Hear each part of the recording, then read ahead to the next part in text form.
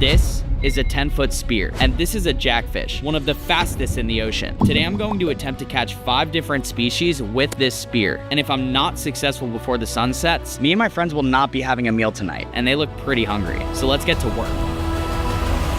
Right when I get in the water, I instantly felt my nerves kicking because this is like truly shark-infested water. That's my coach on the bottom of the ocean. His name is CJ, and he's in the middle of scouting out the area because I can't hold my breath as long as him. So he places his spear where he sees a nice sized fish. Instantly, when I see that signal, I start to dive down, and I want you to take note of how slow I'm going. This is to make sure that my heart rate doesn't go faster than it needs to, and in essence, I could use my oxygen extremely efficiently when I go slow. And if you listen closely, you can hear the grouper yelling at me after I take the shot. Obviously, I missed that fish, which is very frustrating, but you know I don't give up easily, so I was handed a flashlight and told to go find him. I start my dive and start looking inside the cave, and I'm putting my flashlight to the left, to the right, really anywhere, but the hardest part about this is that everything was super stirred up from the grouper and my shot earlier hitting like the middle of the sand, so the visibility was low, and to make a long story short, once a grouper is holed up like that, they usually won't come out, so we'd rather spend time looking for another grouper that is not afraid of us than trying to find one that is. As we were swimming between coral heads, we were lucky enough to come across a grass flat, and in this grass flat, I point out a very large conch. These are absolutely delicious, like genuinely one of my favorites. They have a super sweet meat, and that would be the first of my 5 species. I hand my conch to the boat operator, and we start swimming towards the next coral head. Notice the grass kind of stops as you lead up to this coral head, and right in that area between the grass and the coral head, a nice sized jack swims right by me. I hit a very successful shot on him, but for whatever reason, my slip tip did not deploy, and he was able to get off the end of my spear. I see it slowly go into the coral head in front of it, and my guide is instantly deployed looking for this fish that I just speared. The unfortunate news is that the caves can go hundreds of feet in literally any direction, so we weren't able to find him. I don't know where he went, but he's somewhere here. I spent a little bit of time looking for it, and when I went to the bottom of this coral head, I realized just how deep this cave went. And honestly, it wasn't even a cave. It was just like tunnels through the coral. And that's when I realized that this fish was gone, but beyond that, the fish wasn't really big. It wasn't gonna feed us for miles or days anyways, so I was like, whatever, you know what, let's just hop back on the boat and find something that actually will sustain us for a while. We get back in the water, and I find this next coral head, and under here you can see all of these little yellow fish are called grunt, and yes, they are edible, but I have 5 men I need to feed, and you just know one of those is not gonna feed any of us. Started to go deep into this cave, and I was like, oh my, here we go again. This cave goes 1,000 different directions. This is really dangerous, to be honest. Like, we talk about cave diving with people in the dry area. This is true cave diving, and I'm not an experienced diver to the point where I could go deep in there confidently. I go to a shallow area just to see if I could break this curse somehow, right? The problem with using a 10-foot spear is that it's not really the best for small fish like mangrove snappers, which is what I'm hunting right now. And you see, I'm like trying to pursue these little guys in between the rocks and in between the corals, and at the end of the day, I'm just missing, like a full-hearted missing. It's important to take a deep breath and not get too frustrated at this though, because it will increase your heart rate and ultimately you will not be as ineffective of a hunter. I finally lock on a decent sized mangrove snapper out in the open, and I start pursuing it to take my shot. And I freaking miss again. And I kept, guys, it's very important to remain calm, okay? At this point, I am losing it. Honestly, this is very challenging to have such easy shots. Like, there's no one to blame but myself, you know? I am just missing, and it's so frustrating. But again, you need to remain calm. I can't say that enough. You always need to remain calm and make the best decisions possible. There's nothing here. Probably have better luck to catching out or other one. You want to just hop on the boat then? Yeah. Yeah, let's get a grouper this time for real. 3rd time's the charm, baby. We move to what we hope to be a more fruitful area, and I see my best friend, a big old sea turtle. And for some reason, these guys have always felt like good luck to me, so I take a good look at him, say hello, and then say goodbye and get back to the hunt. We wind up swimming to a much deeper area, and honestly, this isn't even that much deeper. It's probably like 15 to 20 feet compared to like the 6 to 10 feet that we were doing. I take a descent, and you're not tripping. I am completely upside down in this clip, and I do this just so that I could peek. Like, I only want the the top of my head to show when I hopefully ambush a fish, right? So, because the bigger that I look, that's what the animals understand, right, is size. So the less threatening I can make myself look, the more likely it is that I'm able to hunt something good. And this goes as far even down to your behavior. Like if you're sporadically swimming, these fish are going to find you and swim away from you because they're scared. In this clip, I'm slowly approaching a grouper and I'm trying to be patient and wait for him to turn sideways so that I have more surface area to hit, but he dipped. He did not give me the opportunity I wanted. Luckily, I wound up getting a godsend in the middle of the grass flats again and find a second species of conch. This one is called a lamb conch. It's identifiable by its very narrow shell. Also, it's orange inside compared to the previous conch, which was like a very pink-like color. This looks delicious and it's not even out of the shell yet. I signal the boat operator to come over. He grabs it and instantly I hit up the next coral head. Now here, we actually see a really solid-sized jack, and this is one that could feed generations, it feels like. This fish isn't necessarily curious, but it's not really scared. So I take a dive and he gives me the perfect shot on him and I miss. I freaking missed, guys. I was losing it. I lost my mind when I missed that shot. I can't, but guys, again, you need to stay calm in these situations. But that was like, I can't even, when you go through 3 easy shots that can genuinely feed your family and you just mess it up, you feel like you are the problem. And guys, I am the problem. The next godsend I get was a grouper, okay? And at this point, I've actually never shot a grouper in my life. So I slowly start to approach this one, which is located in between the coral. And he turns to the side, giving me the perfect shot on him. And it happened again. It happened again. I freaking missed again. Bro, I have missed so many nice fish today. I've missed like 4 easy shots, bro. I'm getting so frustrated with myself. I'm getting pissed. Something must have heard me speaking to the universe because it sent me the dumbest fish in the sea and a nice size one, a hogfish.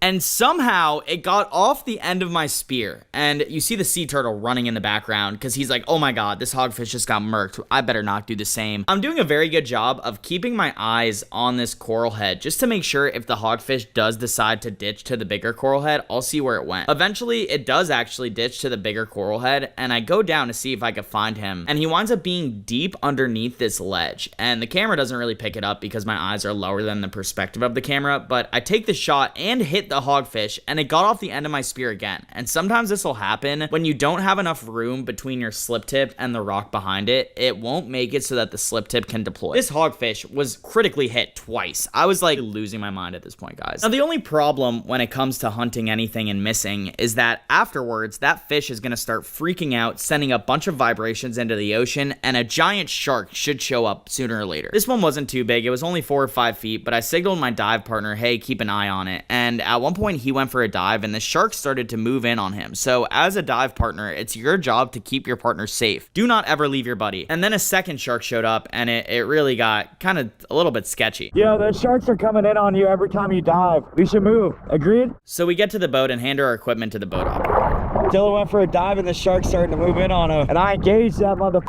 Hey, scared him off. Nice. That's the first time I've ever engaged with a shark. Yeah, that shark. That's right. I swear to you guys, I eventually wind up spearing some really nice fish in this video. Like this hogfish. It's swimming super, super slow. And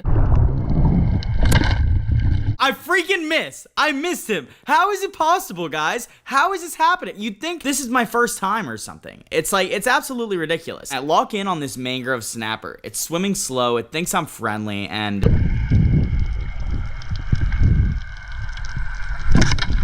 I mean, this is embarrassing. Lucky for me, mangrove snapper are one of the most plentiful fish on almost any reef in a tropical area. So when you see one, you usually see a lot more. And at this point, I see them and I am determined to catch one. I'm not going to stop until I do. So I go in slow on this one and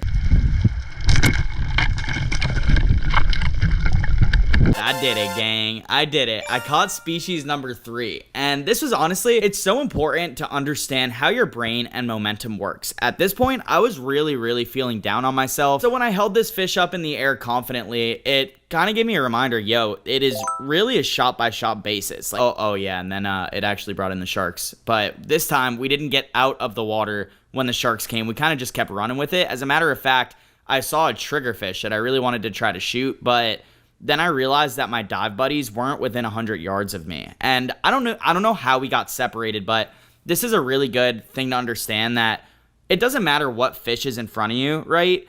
You need to be patient. You need to understand that all it takes is one shark that can kill you. Seriously. And it's not saying the sharks are not dangerous, guys. Well, okay, sharks are dangerous, don't get me wrong, but you're sharing the ocean with them, right? You just need to be conscious of them just like they're conscious of you, okay? And you need to make it so that you're putting yourself in safe situations because they are an uncontrollable variable when it comes into the ocean. And this nurse shark comes like right up to us. Luckily, nurse sharks are like the sweethearts of the shark world. Literally the nicest, sweetest shark. I've never seen one do anything like this. That was so weird for a nurse, right? Dude, he's out of his lane. Why was he doing that? I don't know. He probably because my head smell like right now. I've never seen a nurse shark do that. We get back to the dive, and there's my good luck charm, a little sea turtle swimming through the corals, and I actually wound up spotting a really nice size, I think it was a mutton snapper. Through chasing him, he wound up in this coral head, and as I approach, you can only see the tail sticking out. You need a really good eye to see the tail, but I kind of predicted where he was gonna go, and I made an adjustment so that I was on the other side, and right when he pokes his head out, I murked him, and I actually pulled so hard that I pulled the slip tip right out of his rib cage, and that was so frustrating. Every time, TJ,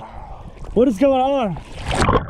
I got a great holding shot, I thought. Obviously not. We got back in the boat because the sharks were really starting to get fired up, and it's really important to understand shark behavior when you're in the water. Like, sometimes they will be really chill, they'll kind of be going slow. This is not an example of that, okay? This shark is fired up. He is looking for food. You could tell in his body language, the fins are angled down compared to by its side. It's going a little bit faster, and on top of that, it's aggressing towards us. Like, you guys see, it's not swimming around us or anything. It's elevating in the water column, and this is just something you need to pay attention at all times to. That shark came in hot. Yeah, he was kind of called it the wet bait. At this point, there are two sharks that come in and start circling us, and they're showing that really aggressive behavior. And guys, I want to make this so clear. There is never any shame in getting back in the boat if you feel unsafe. Whenever you're free diving, it really is a very dangerous sport. There are so many bad things that could happen between shallow water blackout, a shark attack, a spear accident, whatever the case. I'm not trying to scare you. I just want to make you understand that you really should be in the water with someone that's experienced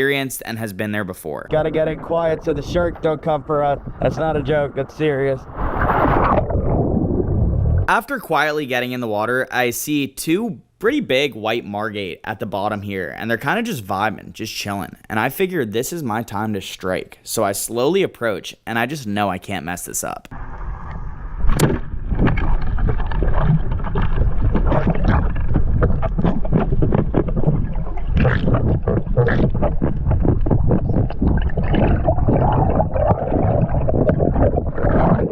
Now, the reason I try to get this fish so close to me right off the bat is so that it can't make a bunch of commotion and draw in the sharks. I just got so stabbed with the The problem with this is that the top of the fish has a lot of spines on it. like getting stabbed with a knife. I'm getting in the boat for a minute. So I decide to get in the boat for a sec, and I'm in a lot of pain. My hand is really, really hurting. He got me good, bro. This whole thing went into me. Ron, what's your 2 cents on this? You gotta shake it off. You need to trust me for some way. I'm dead back in. Ow, bro, this still hurts so bad. I can't around with anything right now. This might be a day-ending injury. I'm in a lot of pain right. That hurts like a month.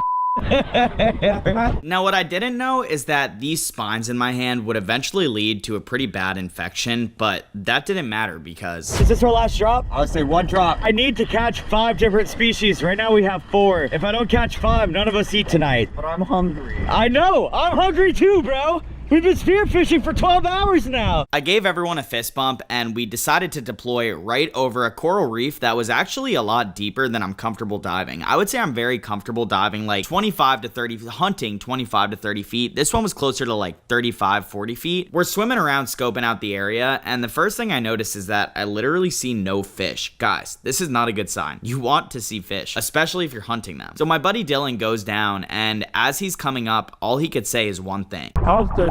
So I'm taking a look, and I do not see the fish that he's mentioning, but I was like, you know what? I'm just going to take a dive and see what I can see down there. Maybe when I get there, it'll become more clear to me. And on top of that, hogfish are pretty good at camouflaging, so I was like, I'm just going to go see what I can see. I get down there, and it's just as dead as I saw from up top. And I'm pretty bummed, guys. I realize that I'm not going to get the fish I want. And then I look to the left, and there he is.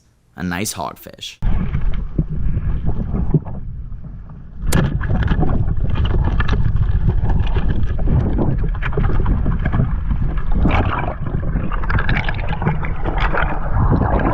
happy to announce that I did wind up securing this fish, and me and my friends are going to be able to eat tonight. Alright! Where you at? Hey! That's so